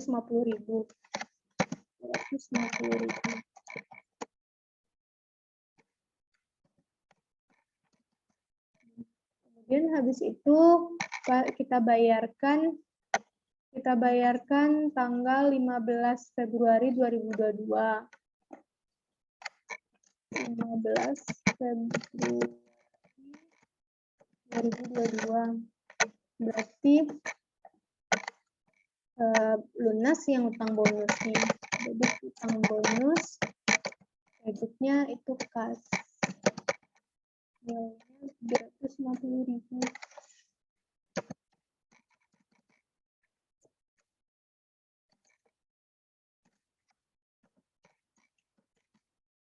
Nah, kemudian 15 Februari udah. Kita lanjutkan yang sampai sini nggak ada pertanyaan kan? Sampai sini ngerti kan? Lanjut nomor 12. Kalau ada pertanyaan bilang ya. 12.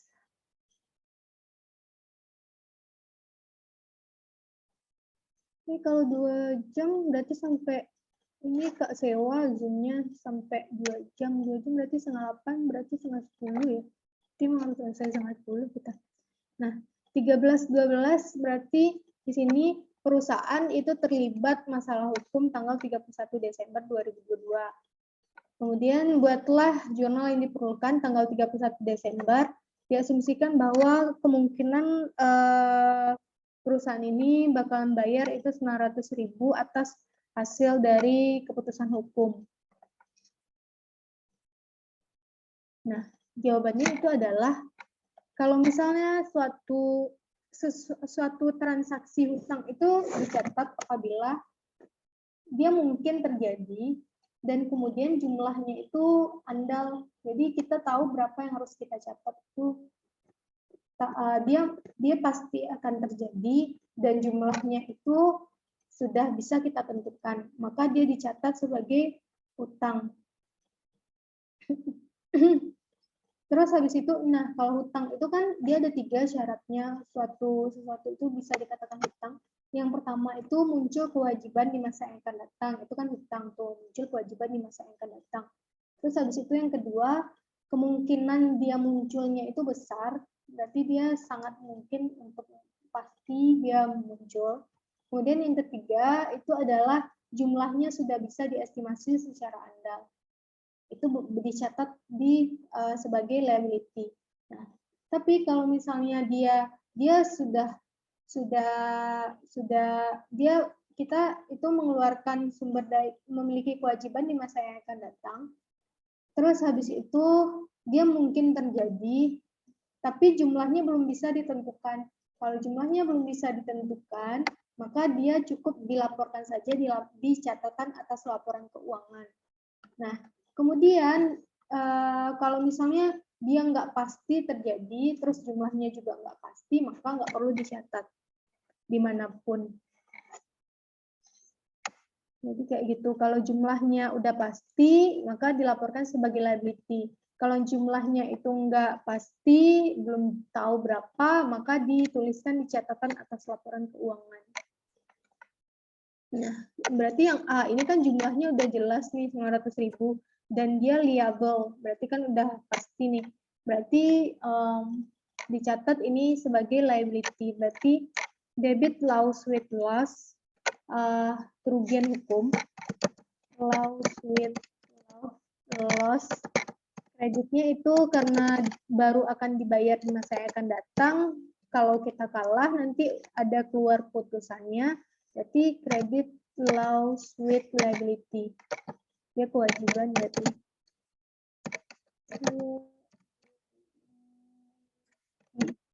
Nilainya itu 900.000.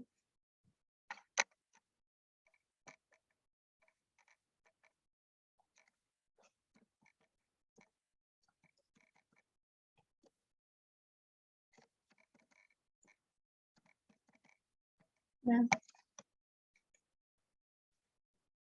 udah ini, terus habis itu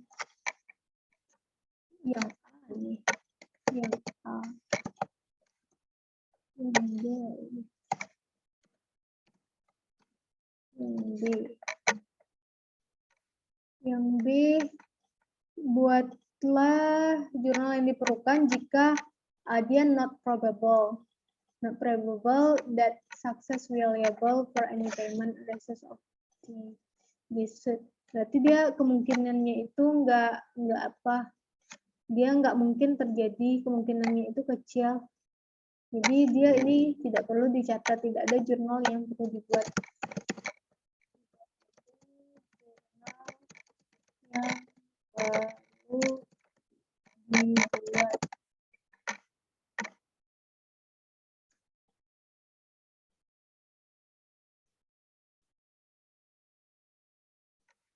Liable, tapi di sini kita catat di atas laporan keuangan. Dicatat di catatan atas laporan keuangan karena dia liable di sini. Nah, kemudian kita lanjutkan yang nomor 13. Sampai sini paham ya, kalau jumlahnya ditentukan maka catat, kalau misalnya jumlahnya nggak pasti maka nggak dicatat. Untuk dilaporkan atas laporan keuangan. Tapi kalau dia itu kemungkinannya kecil terjadi, kemudian jumlahnya nggak jelas, maka nggak perlu dilaporkan. Kemudian kita lanjutkan nomor 13. 13, perusahaan perusahaan ini dia di sini dapat masalah karena pelanggaran hak paten. Kemudian kemungkinan karena pelanggaran hak paten ini dia jadinya bakalan rugi dan harus bayar nanti 300.000. Kemudian di sini perusahaan itu mengikut sertakan dirinya dalam asuransi diri itu 100.000. Buatlah jurnal yang diperlukan untuk Bechan untuk mengakui provisi ini. Berarti yang provisi di sini cuma ini, rugi karena kemungkinan nanti kita kalah karena pelanggaran hak paten ini. Berarti ini debit di sini apa namanya? Kerugian loss with kerugian pelanggaran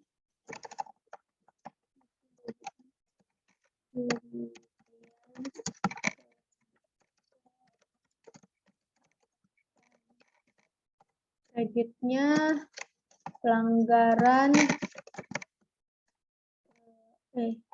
hutang juga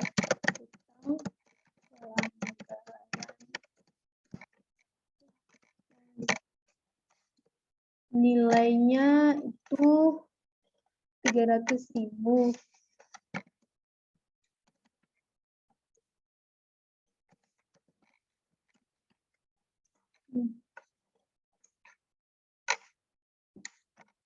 Kemudian pertanyaannya yang self insurance ini 100.000 itu diakui sebagai provisi atau enggak?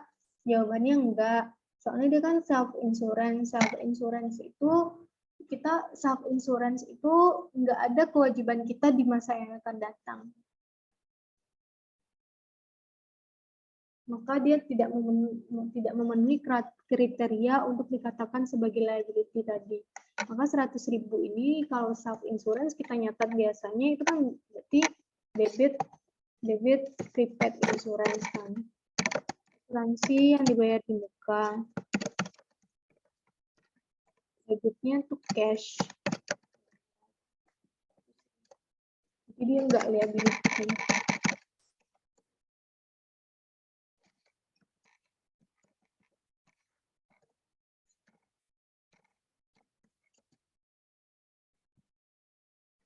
Udah, sampai sini ada pertanyaan?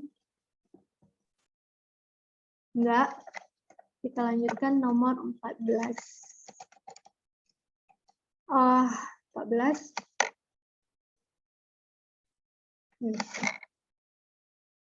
14 nih agak panjang.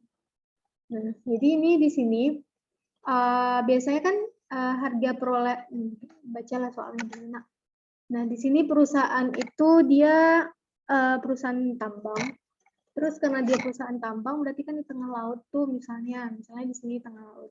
Nah, jadi tengah laut itu dia harus bikin platformnya, bangunan untuk perminyakannya itu, pokoknya bangunan untuk supaya dapatlah minyak nih. Nah, itu dia bangun, harga perolehannya itu 10 juta. Biaya perolehannya itu 10 juta. Kemudian perusahaan ini mengestimasikan bahwa bangunan tersebut nanti di akhir masa manfaatnya itu harus harus dibongkar. Biaya pembongkarannya itu diestimasi itu nanti nilainya 1 juta. Nah, manfaatnya itu nanti 10 tahun. Kemudian kalau yang 10 juta, 1 juta ini kan dia kan harus dibongkar tuh kan, harus dibongkar di masa yang akan datang pas 10 tahun lagi. Nah, nilai 1 juta itu berarti 10 tahun lagi itu harus dikeluarkan 1 juta. Kalau di present value kan nilai 1 juta ini nilainya 450.000. Nah, buatlah jurnal yang harus dibuat terkait dengan environmental liability. Kalau untuk jawab environmental liability ini aja, itu berarti kan kita catat sebesar present value-nya ini. Berarti kan cukup nanti itu debitnya biaya pembongkaran itu kan biaya perolehan aset tuh kan. Berarti debit platform, kreditnya nanti liability-nya itu hutang terhadap lingkungan ya. Environmental liability dia. Nah, tapi di sini kita jangan kalau cuma buat jurnal itu aja, yang kayak tadi aja jurnal. Nah, sekarang kita ubah soalnya, buatlah jurnal yang diperlukan atas semua transaksi ini biar jelas. Nah, berarti kan kalau biar jelas tuh kita catat dulu pas perolehan aset kan. Perolehan aset 1 Januari 2022. Itu Januari 2022. Nah, berarti kalau 1 Januari 2022 itu kan berarti kita bikin platformnya. Berarti harga kita catat berapa sih harga perolehan dari platform? Harga perolehan dari platform ini kan berarti seluruh biaya yang kita keluarkan sampai aset tersebut bisa digunakan. Nah, termasuk di sini adalah biaya pembongkaran di masa yang akan datang kalau misalnya nanti aset tersebut harus dibongkar. Berarti nanti debitnya itu adalah karena ini yang biaya pembongkarannya ini di masa yang akan datang, maka di present value-nya jadi 450.000. Berarti 10.450.000. Berarti namanya apa? Offshore oil platform. Offshore oil platform. Nilainya 10.450.000. Nah, kemudian kreditnya itu adalah kreditnya yang kita bayarkan untuk bangun platformnya tuh cash 10 juta. Sedangkan yang 450.000 ini kan kita belum bongkar kan. Nah, karena kita belum bongkar berarti kan enggak cash 450.000-nya, berarti itu liability ya. Berarti kita nanti harus keluarkan di masa yang akan datang ketika dia dibongkar. Berarti kreditnya itu adalah environment.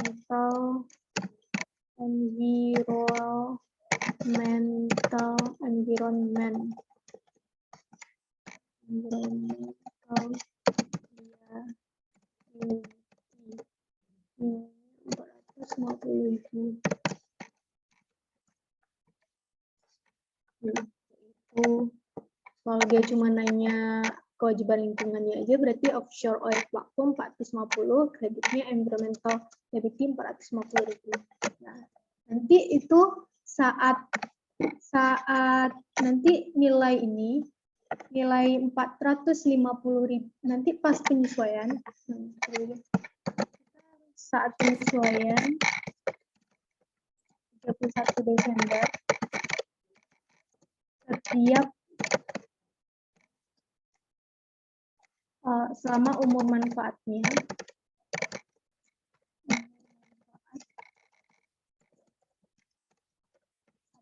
ada 2 jurnal yang harus kita buat.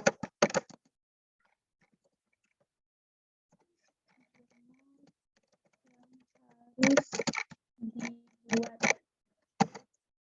Satu, jurnal amortisasi. Amortisasi untuk environmental liability.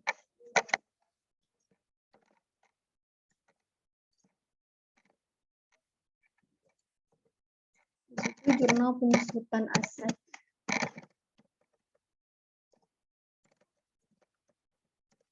Nah, jurnal untuk amortisasinya ini, debitnya itu adalah interest expense.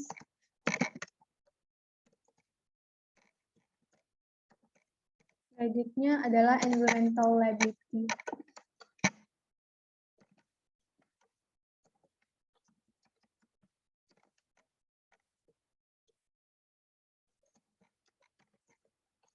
Kalau penyusutan aset itu jelas debit akumulasi penyusutan, debit beban penyusutan, kreditnya akumulasi penyusutan. Kalau environmental liability ini debit interest expense, kreditnya environmental liability. Nah, nilainya itu nanti kita ada tabel amortisasinya dan kita harus tahu berapa sih implicit rate-nya tuh, suku bunga implicitnya atas pas tahun itu. Jadi nanti ada tabel amortisasinya sampai nanti environmental liability ini di akhir umur manfaatnya kalau kita posting itu nanti nilainya akan segini, 1 juta akhirnya. Sama kayak notes payable tadi, nanti akhirnya environmental liability itu di akhir umur manfaatnya akan menjadi 1 juta karena kita lakukan amortisasi secara terus-menerus. Nanti pas kita udah benar-benar bongkar, berarti kan debit environmental liability sebesar 1 juta, kreditnya itu kas yang kita bayarkan atas pembongkaran bisa lebih, bisa kurang. Kalau lebih berarti debit lagi kerugian pembongkaran. Kalau untung berarti kredit untung karena pembongkaran, kayak gitu. Udah, itu pengetahuan aja di sini, nggak ada biasanya dibahas. Udah, mungkin sekian pertemuan kita hari ini. Ada pertanyaan? Halo? Ada pertanyaan? Cukup, Kak. Kita cukupkan pertemuan kita hari ini. Besok kakak kabari lagi kalau ada waktu buat Zoom. Kalau kalian ada waktu, silahkan gabung aja. Kalau nggak ada waktu, berarti nonton rekamannya aja kan bisa.